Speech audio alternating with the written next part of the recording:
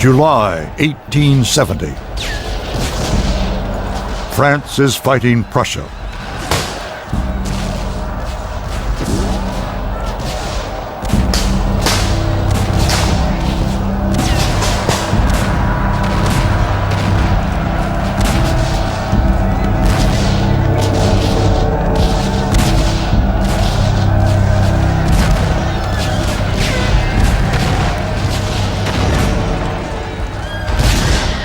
As the European superpowers square off, murderous new weapons are changing the face of war.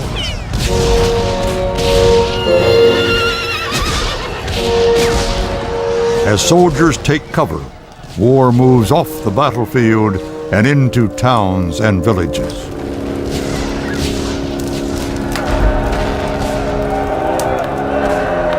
For decades, France had kept an eye on Prussian ambitions.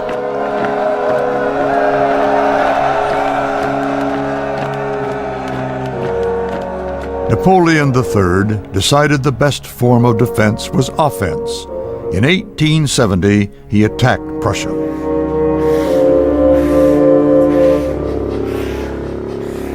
Again, the railway would play a crucial role in war. But possessing railways was one thing. Using them efficiently was another. Instead of dispatching troops straight to the front, the French sent them to regional depots. The reservists were wandering all over France looking for their regiments while their regiments were at the front. It took a long time for the army to concentrate the forces it had available. The forces were anyhow inferior in number to those of the Prussians. There was simply bad command, bad management. The staff didn't know, for example, how to run the railway system properly. And even when in contact with the enemy, the armies themselves were worse handled than the German armies. Only 16 days after the outbreak of war, 400,000 Prussian troops had reached the front. 2 days later, 1.25 million, a feat of mobilization unmatched even in World War I. The French system was far more rigid, far more centralized, and unless you got orders, you didn't do anything. And that, I think, was the reason why the Prussians were able to bring superior numbers to bear at decisive points on the battlefield, and the French weren't.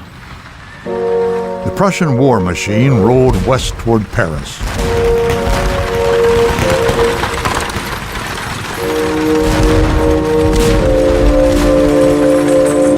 In 1 month, the Prussians would march halfway across France, but first they would pay a heavy price. With both sides using the most advanced weapons of the industrial age, there were bitter battles at the frontier.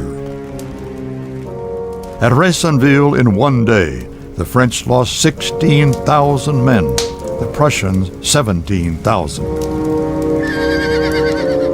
At Gravelotte-Saint-Privat, 8,000 Prussian guardsmen fell in 20 minutes. Total casualties at Gravelotte were 13,000 French and 20,000 Prussians. The French were killing the invaders at a horrific rate, but still the Prussians advanced.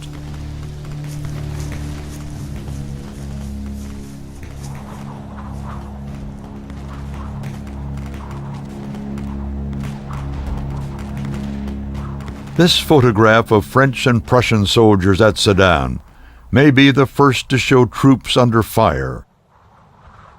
It is a remarkable picture by any standards. But most remarkable is, even with a battle raging, the soldiers seem more interested in the camera than their own safety.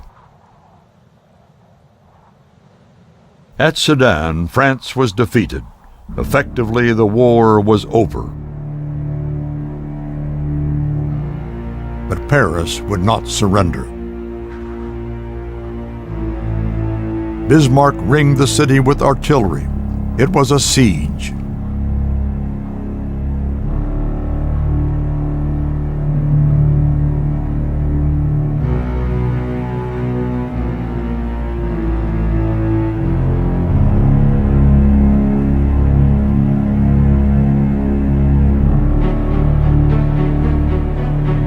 Over 4 months, Prussian artillery bombarded Paris.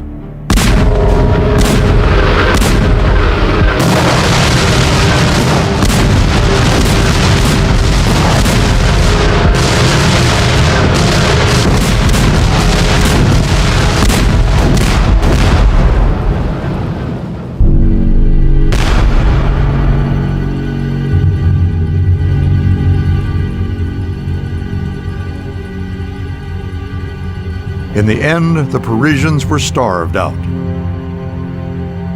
On January 18, 1871, at the magnificent Palace of Versailles, a German empire under Wilhelm I was declared.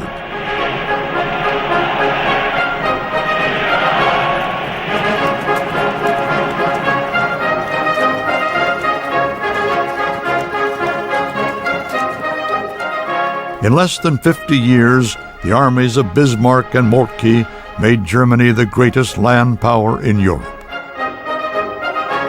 With $1 billion in reparations from France, the Germans built modern Berlin, a triumphant new capital for the new Germany, studded with monuments to its military glory.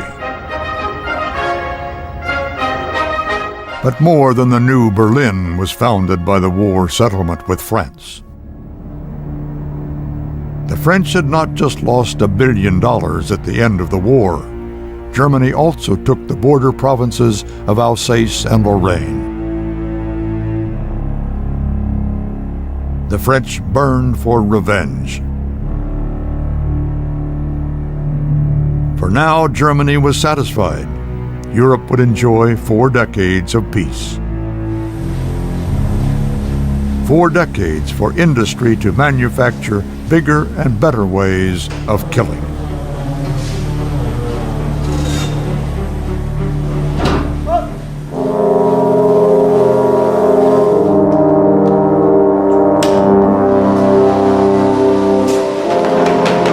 Four decades for science and engineering to take war into the sky.